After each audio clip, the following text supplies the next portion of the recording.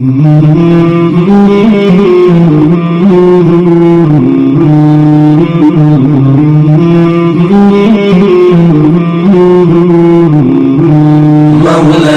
صل وسلم دائما ابدا على حبيبك خير الخلق كلهم مولاي صل وسلم بسم اللہ الرحمن الرحیم الحمد للہ رب العالمین وصلی اللہ علی سیدنا محمد افضل الذاکرین وسید الشاکرین وامام المرسلین وخاتم النبیین وقائد الغر المحجلین وعلی آلہ واصحابہ اجمعین ومن سلک طریقہم الی یوم الدین اما بعد قال رب اشرح لی صدری ویسر لی امری واحلل عقدۃ من لسانی یفقہوا قولی اللہم انی اسألک علما نافعا وعملا متقبلا ورزقا طیبا اللہم فقہنا فی الدین۔ عزیز سامعین، السلام علیکم ورحمۃ اللہ وبرکاتہ۔ آج میں جو پروگرام لے کر آئی ہوں اس کا نام ہے نبی اکرم صلی اللہ علیہ وسلم سے ہمارے تعلق کی بنیادیں۔ یہ سنڈے کو فرسٹ ربیع الاول ہے، پہلی ربیع الاول ہے، اور آپ کو پتہ ہے ربیع الاول کا نام لیتے ہی آپ کو کیا یاد آتا ہے؟ تو نبی اکرم صلی اللہ علیہ وسلم کی یوم پیدائش یا ان کی جینتی منانا یا عید میلاد النبی منانا یا عید میلاد کرنا، یہ تو ٹھیک ہے، چلے یہ تو آپ سوچ سکتے ہیں کہ چلو آپ نے محبت سے کیا، آپ نے یہ کیا۔ چلیے آج ہم دیکھتے ہیں کہ اصل ریزن کیا، ہم ان کو جانتے کتنا ہے، کیا مطلب دیکھیے کوئی بھی رشتہ ہوتا ہے، کوئی بھی تعلق ہوتا ہے تو اس تعلق کی بنیادیں کیا ہوتی، جیسے ماں باپ، ان کا کیا تعلق ہوتا ہے، وہ چاہے کسی بھی تکلیف میں بھی ہو، کسی بھی مجبوری میں ہو، لیکن ان کا تعلق اولاد سے کیا ہوتا ہے، وہ اپنی تمام پریشانیوں کو، اپنی تمام چیزوں کو دور کر کے اپنی اولاد کے لیے کیا کرتے ہیں، خیر خواہی کا انتظام کرتے ہیں، ان کی پرورش کا انتظام کرتے ہیں۔ اسی طرح سے اولاد جب بڑی ہو جاتی ہے تو وہ اپنے پیرنٹ کے ساتھ ان کا کیا تعلق ہوتا ہے یا ہونا چاہیے، ہے نا۔ اسی طرح سے ہم دیکھتے ہیں بھائی بہن کے تعلق، اسی طرح سے ہم دیکھتے ہیں پڑوسی کے تعلق، میاں بیوی کے تعلق، ہسبینڈ وائف کے تعلق۔ کبھی ہم نے غور کیا کہ نبی اکرم صلی اللہ علیہ وسلم سے ہماری تعلق کی کیا فنڈامنٹلس ہیں، یعنی fundamentals of our relation with our prophet صلی اللہ علیہ وسلم۔ یعنی ہمیں بنیادی باتیں تو معلوم ہو کہ بنیاد کیا ہے، بنیاد اس کو بولتے ہیں نا کہ جو بیسک ہیں اس کو تو ہمیں پتہ ہونا چاہیے۔ تو یہ آج جو ہے انشاءاللہ اس عنوان کے تحت ہم یہ پروگرام جو کر رہے ہیں یہ 4 ایپیسوڈز میں ہوگا انشاءاللہ۔ یہ پہلا جو ایپیسوڈ ہے اس میں آپ کو تھوڑا انٹروڈکشن رہے گا، اور اس کا دوسرا جو عنوان ہے اس کا نام ہے اسلاموفوبیا، ٹھیک ہے نا۔ اب یہ اسلاموفوبیا میں نے کیوں لیا ہے، آپ کو سننے میں آؤٹ آف پلیس لگے گا، لیکن ایسا نہیں ہے۔ اگر آپ صبر کے ساتھ سنیں گے انشاءاللہ تو آپ کو کڑی اس کی مل جائے گی۔ اور سیکنڈ اور تھرڈ ایپیسوڈز میں ہم جو ہے اس کیا بولتے ہیں تعلق کے اوپر بات کریں گے کہ آپ صلی اللہ علیہ وسلم سے ہمارے کیا تعلق ہے، اور آخری والا جو ایپیسوڈ ہوگا اس میں انشاءاللہ قرآن اور حدیث کی روشنی میں اس کا حل نکالیں گے، ہماری کیا ذمہ داری ہے، ہمیں کیا کرنا چاہیے، انشاءاللہ ہم وہ بات کریں گے، ٹھیک ہے نا۔ اب آپ دیکھتے ہیں کہ میں تھوڑا سا پہلے آپ کو انٹروڈکشن بتا دوں کہ جب آپ صلی اللہ علیہ وسلم کا ظہور ہوا، یعنی آپ صلی اللہ علیہ وسلم کا جب آپ ظہور ہوا، ظاہر ہوئے آپ صلی اللہ علیہ وسلم، تو ایک وہ عرب ایک ریگستان کے سوا کچھ بھی نہیں تھا۔ اسی بے آب وہ گیا اور تہی دامن ریگستان میں، یعنی اس ریگستان میں تہی دامن کچھ بھی نہیں تھا، ریگستان میں حضرت محمد صلی اللہ علیہ وسلم کی زبردست روحانی طاقت نے ایک نئی دنیا کی تعمیر کی۔ ابھی دیکھیے طاقت کون سی تھی، روحانی طاقت تھی۔ اس نے نئی دنیا کی تعمیر کی، ایک نئی زندگی، ایک نئی تہذیب، ایک نئی ثقافت، ایک نئی مملکت جس کی سرحدیں مراکش یعنی کہ موراکو سے لے کے جزائر ہند تک پھیلی ہوئی تھیں، اور جس نے 3 بر اعظم یعنی 3 کانٹیننٹ پر اپنا اثر ڈالا تھا، ایشیا، افریقہ اور یورپ کے انداز فکر اور طرز زندگی کو اس نے کیا کیا تھا، متاثر کیا تھا۔ ایک ہسٹورین کہتا ہے کہ کسی عظیم انسان کی عظمت کو تعین کرنے کے لیے، یعنی آپ اس کو بتائیں کہ بہت عظیم انسان ہے، اس کے 3 پیمانے ہیں، یعنی 3 باتیں ہونا چاہیے تو ہم سمجھیں گے وہ واقعی عظیم ہے۔ سب سے پہلے کیا وہ اپنے معاصرین، یعنی اپنے جو اس کے مددگار لوگ تھے، جو اس کے آس پاس کے لوگ تھے اور اس کے خاندان کے جو لوگ تھے، وہ اس کو ایک کھرے اور اعلیٰ کردار کا مالک سمجھتے تھے؟ دوسرا، کیا وہ اپنے وقت کے مقررہ معیار سے بلند تر تھا، یعنی اس وقت جو بھی ان کے سوشل نارمز تھے تو ان کا جو وہ تھا، کیا بولتے ہیں، ان کی جو مورالٹی تھی، ان کی جو بیہیویئر تھا، ویلیوز تھے، وہ جو ان کا معیار تھا وہ بلند تھا؟ تیسرا، کیا وہ تمام دنیا کے لیے اپنے پیچھے ایک لازوال ورثہ چھوڑ گئے؟ تو تاریخ گواہ ہے کہ حضرت محمد صلی اللہ علیہ وسلم کے تمام معاصرین، خواہ وہ دوست ہوں یا دشمن، زندگی کے ہر شعبے اور انسانی سرگرمیوں کے ہر میدان میں پیغمبر اسلام کی اعلیٰ خوبیوں، ان کی بے داغ ایمانداری، اخلاق اور صاف بے پناہ خلوص اور شبہ سے بالاتر امانت و دیانت کے معترف تھے۔ آپ صلی اللہ علیہ وسلم کو امین و صادق کا ٹائٹل نبوت سے پہلے ہی ملا تھا، ٹھیک ہے؟ یہاں تک کہ یہودی اور وہ لوگ جو آپ کی دعوت پر ایمان نہیں لائے تھے، ذاتی معاملات میں، ان کے اپنے پرسنل معاملات میں آپ کو کیا بناتے تھے؟ ثالث بناتے، آپ کو جج بناتے تھے، کیونکہ وہ آپ کی غیر جانبداری پر کامل یقین رکھتے تھے۔ وہ جانتے تھے کہ آپ بائس نہیں ہیں۔ حتیٰ کہ آپ صلی اللہ علیہ وسلم کے پیش کردہ دین کو قبول نہ کرنے والے بھی کہتے تھے کہ اے محمد صلی اللہ علیہ وسلم، ہم تمہیں جھوٹا نہیں کہتے، لیکن اگر ہم اس کا انکار کرتے ہیں تو جس نے تم پر کتاب اتاری ہے اور تمہیں رسول بنا کر بھیجا ہے، تمہارے ساتھ ہمارا کوئی مسئلہ نہیں ہے۔ آپ کے قریب ترین رشتہ دار، آپ کے محبوب چچیرے بھائی اور آپ کے جگری دوست جو آپ کے بہت قریب سے جانتے تھے، آپ کے پیغام و صداقت کے دل و جان سے معترف تھے اور آپ کے دعوے نبوت کو برحق سمجھتے تھے، اگرچہ شریف و ذہین اور تعلیم یافتہ مرد و زن جو آپ صلی اللہ علیہ وسلم کی نجی زندگی سے بخوبی واقف تھے، آپ کے کردار میں دھوکہ، فریب یا دنیاوی غرض کی ہلکی سی جھلک بھی دیکھتے، یا آپ صلی اللہ علیہ وسلم کی ذات پر انہیں یقین کامل نہ ہوتا، تو آپ کا اخلاقی نشاط ثانیہ اور روحانی بیداری اور معاشراتی اصلاح کا خواب جو تھا وہ کبھی شرمندہ تعبیر نہ ہوتا۔ آپ کا تعمیر کردہ ڈھانچہ ایک لمحے میں زمیں بوس ہو جاتا۔ اس کے برعکس ہم دیکھتے ہیں کہ آپ صلی اللہ علیہ وسلم کے پیروکار کے عقیدت کا یہ عالم تھا کہ انہوں نے بطبیب خاطر آپ کو اپنا رہنما تسلیم کر لیا، انہوں نے آپ کی خاطر ہر تکلیف اور ہر خطرے کا مقابلہ کیا، اور انہوں نے سماجی مقاطعوں میں سے پیدا شدہ انتہائی بولتے نا کہ سخت اور بولتے ذہنی اذیتوں کے عالم میں حتیٰ موت کے زیر سایہ بھی آپ صلی اللہ علیہ وسلم پر یقین و اعتماد کا اظہار کیا، یعنی اپنی جانوں کا نذرانہ تک انہوں نے دیا۔ اور وہ جو ہے آپ صلی اللہ علیہ وسلم کے کیا تھے؟ وفادار ساتھی تھے۔ اسی طرح سے ہم دیکھتے ہیں کہ آپ صلی اللہ علیہ وسلم کا جب ہے نا فتح مکہ ہوا تو اس وقت جو ہے 10,000 مربع میل سے زیادہ زمین آپ کے قدموں تلے تھی۔ آپ عرب کے بے تاج بادشاہ تھے، آپ نے اپنے جوتے خود گانٹتے تھے، اپنے کپڑوں میں خود پیوند لگاتے تھے، بکریوں کا دودھ اپنے ہاتھوں سے دوہتے تھے، گھر میں خود جھاڑو لگاتے تھے، چولہا جلاتے تھے اور ادنا سے ادنا گھریلو کام خود انجام دیتے تھے۔ پورا مدینہ شہر جہاں آپ صلی اللہ علیہ وسلم قیام پذیر تھے، آپ کی زندگی کے آخری ایام میں دولت مند ہو گیا تھا۔ ہر جگہ سونے اور چاندی کی ریل پیل تھی، لیکن دولت کی فراوانی کے اس دور میں بھی شہنشاہ عرب کے گھر میں کئی دن تک چولہا نہیں جلتا تھا، اور آپ کے پاس پانی اور کھجور پر گزارا کرتے تھے۔ آپ صلی اللہ علیہ وسلم کے اہل بیت کئی رات متواتر فاقے کرتے تھے کیونکہ انہیں شام کا کھانا میسر نہیں ہوتا تھا۔ آپ صلی اللہ علیہ وسلم دن بھر کی تھکا دینے والی مصروفیت کے بعد کسی نرم بستر پر آرام نہیں کرتے تھے، کھجور کی چٹائی آپ کا بچھونا ہوتی تھی۔ آپ صلی اللہ علیہ وسلم کی راتیں عبادت میں گزرتی تھیں اور آپ اپنے رب سے رو کر دعائیں مانگتے تھے۔ آپ صلی اللہ علیہ وسلم کو اپنے فرائض ادا کرنے کی طاقت عطا فرمائے، وہ اللہ سے یہ دعا مانگتے تھے۔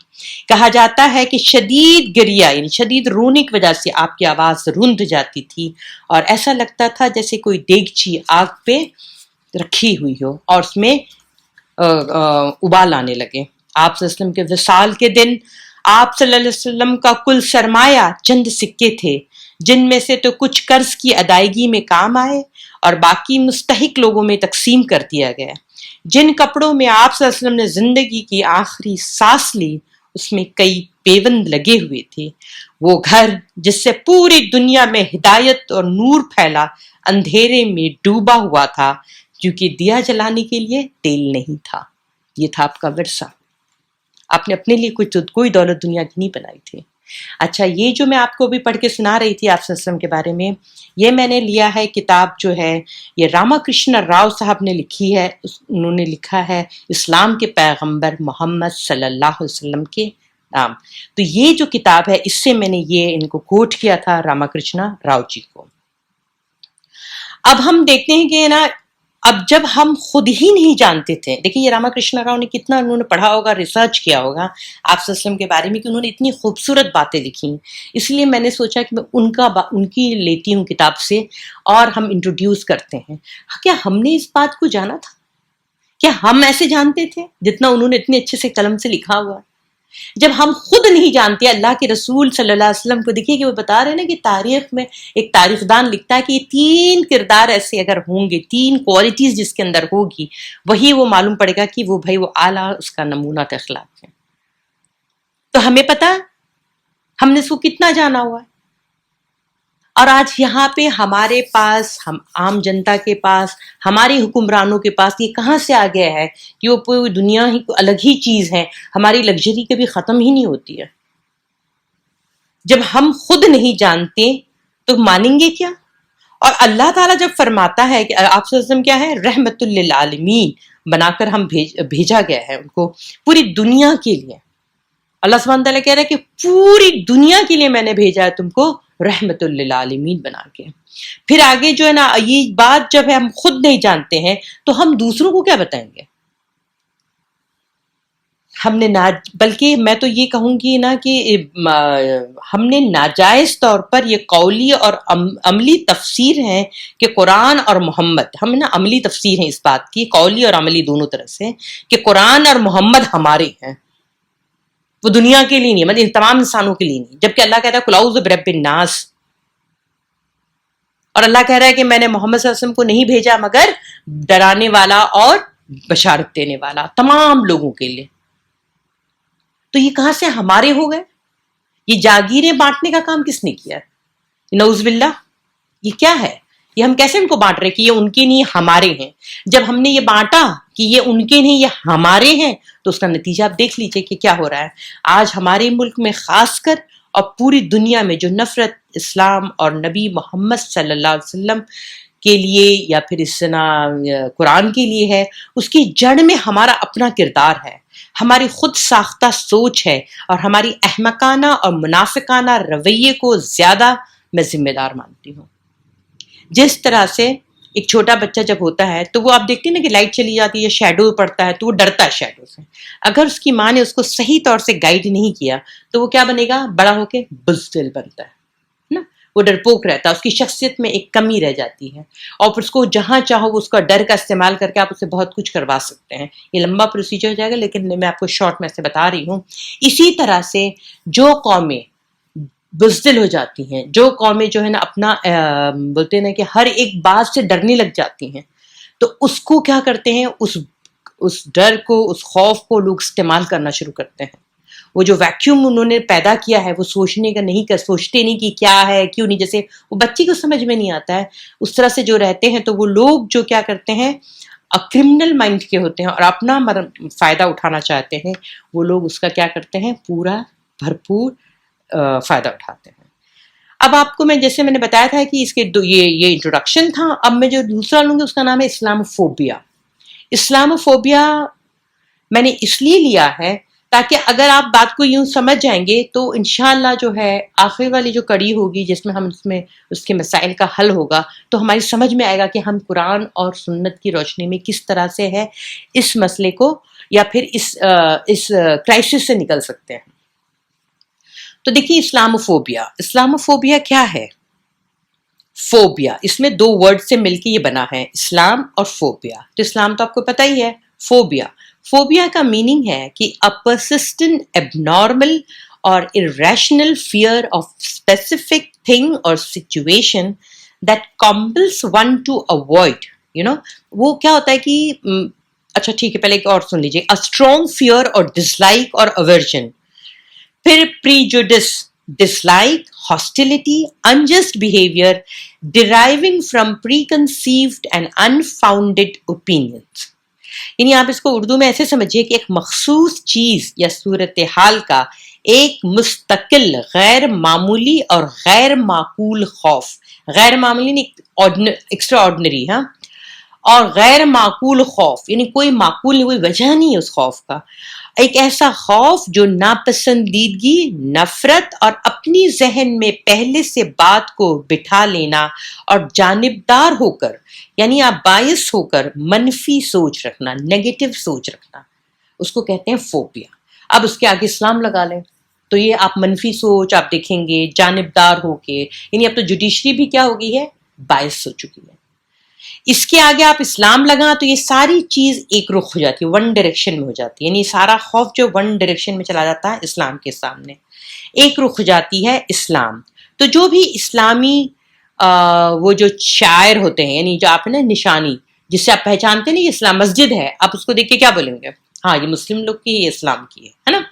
اسی طرح سے داڑھی، ٹوپی، حجاب، ان کو دیکھتے ہی سارا خوف ان کو نظر آنے لگتا ہے. اس کی کیا وجہ ہے؟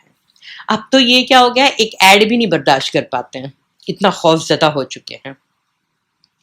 اور اس میں جو ہے سب مبتلا ہے، اس خوف کو بھڑکانے میں، اس خوف کو آگے بڑھانے میں، اس خوف کو یونیورسل بنانے میں سب ملے ہوئے ہیں. چاہے وہ یورپ ہو، امریکہ ہو، اور نا یہ آپ نا مڈل ایسٹ دیکھ لیں، کوئی بھی ملک دیکھ لیں، وہ سارے کے سارے دنیا میں یہ میڈیا جو ہے اس کے تھرو، چاہے میڈیا کوئی بھی ہو.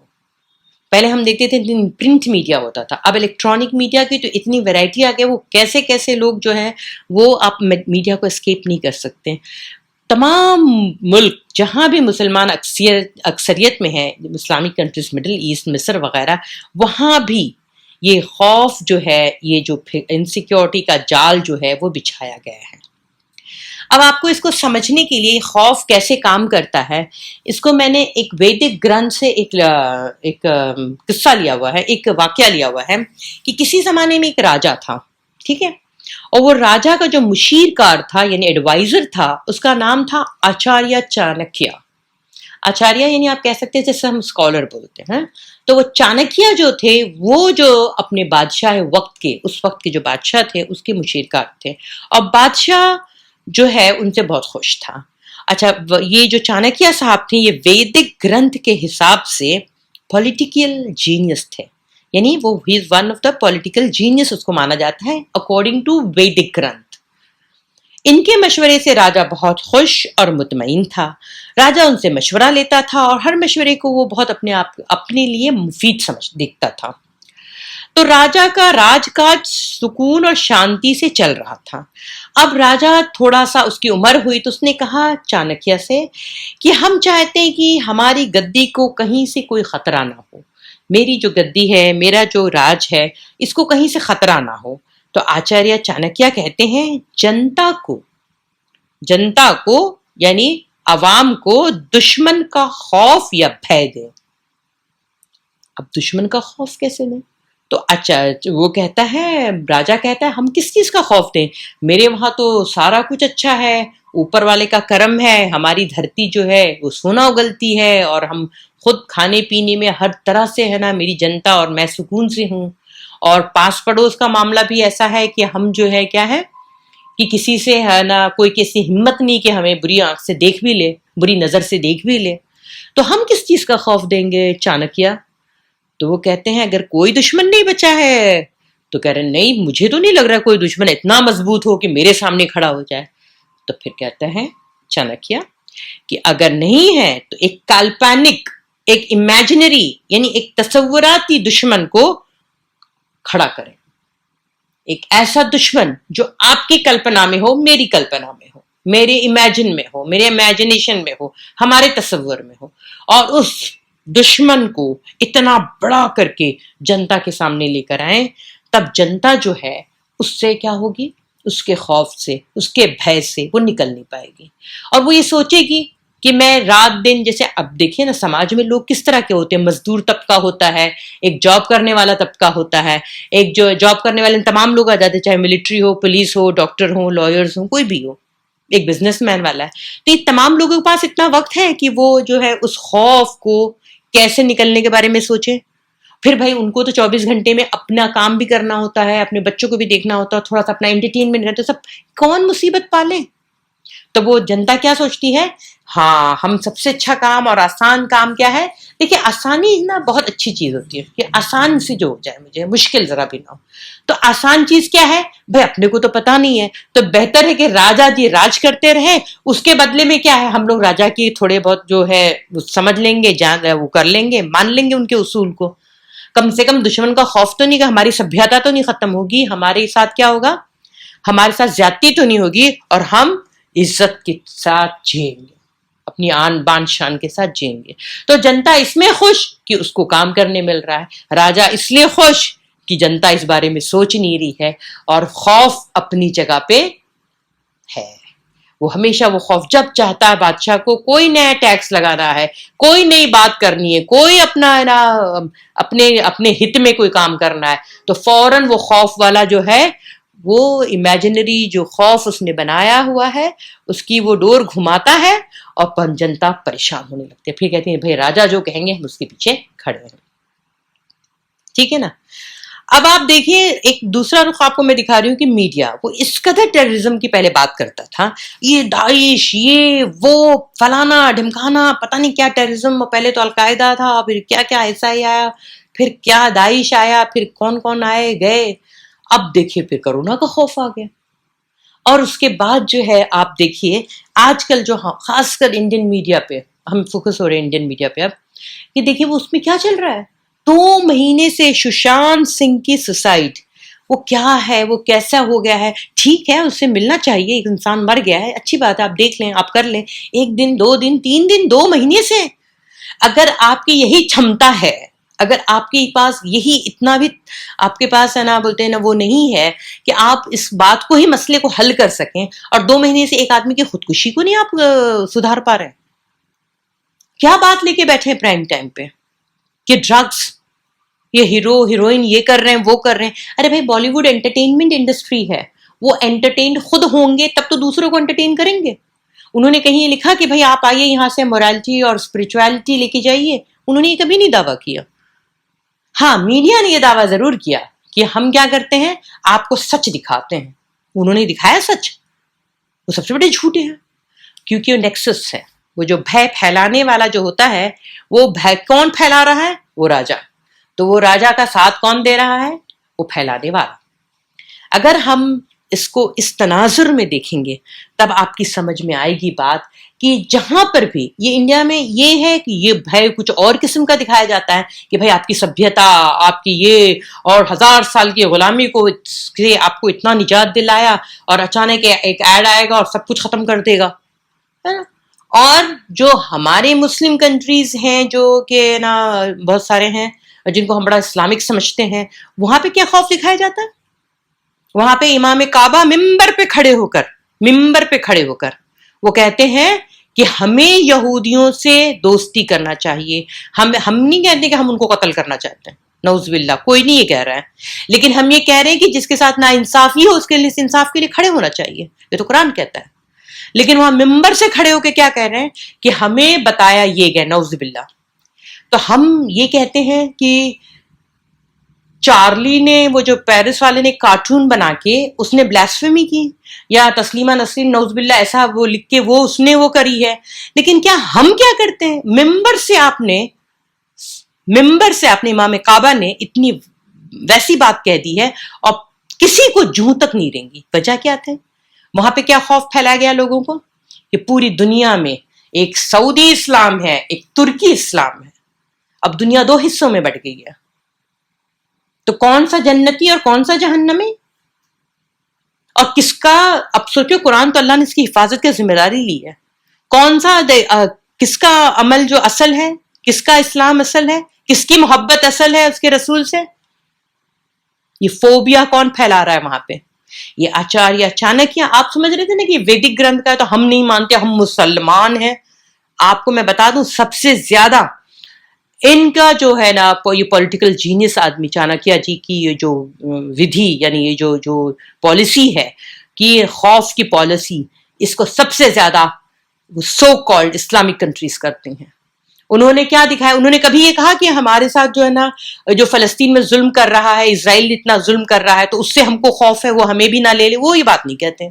ان کو عراق سے ہے، ان کو یمن سے ہے، ان کو اب ٹرکی سے ہو گیا ہے دشمنی، مطلب ٹرکی ان کو کھا جائے گا. تو یہ کیا ہے؟ یہ خوف پھیلا کے کیا کیا جا رہا ہے؟ وہ اپنی گدی کو سنبھال رہے ہیں. امام اپنی گدی کو سنبھال رہا ہے کہ مجھے جو یہ اتنا ایڈوانٹیج ملتا، آج میرا یہ ہے عزت ہے، تو اس کی وجہ سے کیا ہوگا؟ اس کی وجہ سے لوگ مجھے جانتے ہیں کہ میں امام کعبہ ہوں. لاکھوں لوگ میرے اللہ اکبر کہنے پہ کیا کرتے ہیں؟ رکوع میں چلے جاتے ہیں، سجدے میں چلے جاتے ہیں. اور انہوں نے یہ بھی بات کہی تھی کہ ان کو جو ہے امن کا نا پیمبر ماننا چاہیے. کس کو؟ ڈونلڈ ٹرمپ جی کو، کیونکہ وہ اتنے زیادہ امن کے لیے کام کر رہے ہیں. امام کعبہ کو تو اتنا ہی کہہ دیتے کہ اگر ہم صرف سنت رسول کو اپنا لیتے ہیں، آپ صلی اللہ علیہ وسلم کو اسوا کو سمجھ لیتے ہیں، تو آج مسلمان کو کوئی پریشانی نہیں ہوگی. تو کیا کوئی غلط بات ہوتی؟ کم سے کم آپ اپنے ایمان کے حساب سے تو چلتے ہیں. لیکن ہم نے کیا ہے؟ ہم عام جنتا ہے. ہم عام جنتا کیا سمجھتے ہیں کہ بھائی میرے کاروبار کا کیا، میرے روزگار کا کیا، میری جاب کا کیا، میرے اپنے ہے نا جو چل رہے ہیں فائدے، اور جس دنیا میں میں رہتی ہوں اس دنیا میں کمفرٹ زون سے کیسے نکلیں گے؟ تو بہتر ہے کہ بھائی دماغ خراب کون کرے. اگر ہم سعودی میں ہیں تو سعودی والا اسلام جائز ہے، اور اگر ہم انڈیا میں ہیں تو بھائی میں نے سعودی کو دیکھا ہوا ہے تو سعودی جائز ہے، اور کسی نے تھوڑا اور وہ ہو گیا ترکی والا ہے تو ترکی جائز ہے. تو کیا ہم یہ سب اسلام لیں گے؟ آپ صلی اللہ علیہ وسلم سے دیکھیے ایک بات اور بھی یاد کریے. اس ساری بات کو چھوڑیے، آج کل کرونا چلا ہوا، سب کچھ، کس کی موت کب ہو جائے معلوم نہیں. قبر جو پہلی منزل ہے انسان کے دوسرے زندگی کی، جو ہمیشہ رہنے والی زندگی کی، اس کی جو پہلی منزل ہے وہ قبر ہے. اس میں 3 سوال پوچھے جائیں گے. تمہارا رب کون ہے؟ تمہارا دین کیا ہے؟ اور محمد صلی اللہ علیہ وسلم کون ہے؟ آپ کو پتا ہے صبح شام کی دعاؤں میں کیا آتا ہے کہ رضیت باللہ ربا وبالاسلام دینا وبمحمد نبی ورسولا. اللہ میں راضی ہوں کس بات پہ؟ کس بات پہ؟ کہ اللہ تو میرا رب ہے، اسلام میرا دین ہے، اور محمد صلی اللہ علیہ وسلم کیا ہے؟ میرے نبی ہیں، میرے رسول ہیں. اس بات کا ہم صبح شام پڑھتے ہیں. پڑھنے کے ساتھ سوچئے جو نہیں پڑھتے ہیں تو وہ پڑھیں، جان کر پھر پڑھیں، اور جو پڑھتے ہیں وہ پہلے سمجھیں کہ اس کو ہم کو کیوں پڑھوایا جاتا ہے. تو کتنا جانتے ہیں محمد صلی اللہ علیہ وسلم کے بارے میں؟ تو یہ جو فوبیا تھا، یہ اسلام فوبیا، کہ صحیح اسلام سے کون کون لوگ ڈرتے ہیں، یہ صرف ایسا نہیں سمجھیے کہ ہم جہاں پہ رہ رہے وہیں پہ یہ خوف ہے. یہ پوری دنیا میں یہ گلوبل ہے. ہر آدمی اس کو اپنے مفاد کے لیے استعمال کر رہا ہے. آپ اور ہم استعمال ہونے والے نہ بنیں. آپ اور ہم کیا کریں؟ ہم بہت زیادہ اپنا خیال کریں، اور ہم دیکھیں کہ ہم کسی بھی ایسے چکر میں نہ پڑنے پائیں. انشاءاللہ اگلا ایپیسوڈ جو ہوگا تو وہ ہم لیں گے کہ اللہ سبحانہ تعالیٰ نے کیا ذمہ داری ہم پہ ڈالی ہوئی ہے کہ اس سارے چکرویو سے ہم کیسے نکل سکتے ہیں. ٹھیک ہے، میں اپنی بات اس دعا کے ساتھ ختم کر رہی ہوں کہ سبحانک اللہم بحمدک اشہد ان لا الہ الا انت استغفرک واتوب الیک. سبحان ربک رب العزت عما یصفون وسلام علی المرسلین والحمد للہ رب العالمین. جزاک اللہ خیر. شکراً.